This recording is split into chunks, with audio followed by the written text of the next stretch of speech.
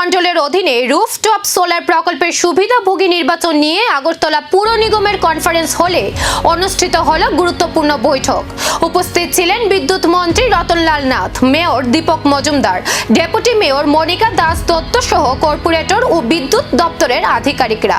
বৈঠকে যোগ্য সুবিধাভোগী নির্বাচন তালিকা প্রস্তুত এবং প্রকল্প বাস্তবায়নের বিভিন্ন দিক নিয়ে আলোচনা হয়।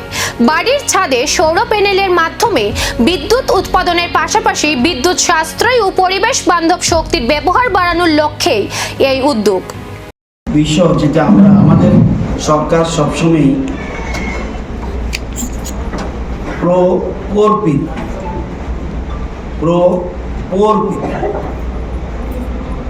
অর্থাৎ আমাদের সরকার নীতি হলো যে অন্তিম ব্যক্তির ডেভেলপমেন্ট, যতক্ষণ পর্যন্ত না অন্তিম ব্যক্তির ডেভেলপ না হয় আমাদের মুভমেন্ট চলবে।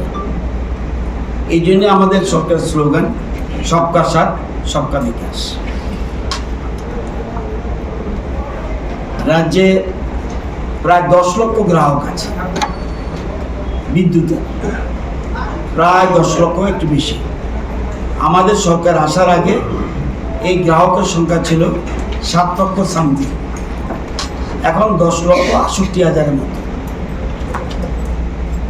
এর মধ্যে সৌরশক্তির প্রসার ও বিদ্যুৎ সাশ্রয়ের লক্ষ্যে রুফটপ সোলার প্রকল্পে এবার সুবিধাভোগী নির্বাচনের পথে আগরতলা।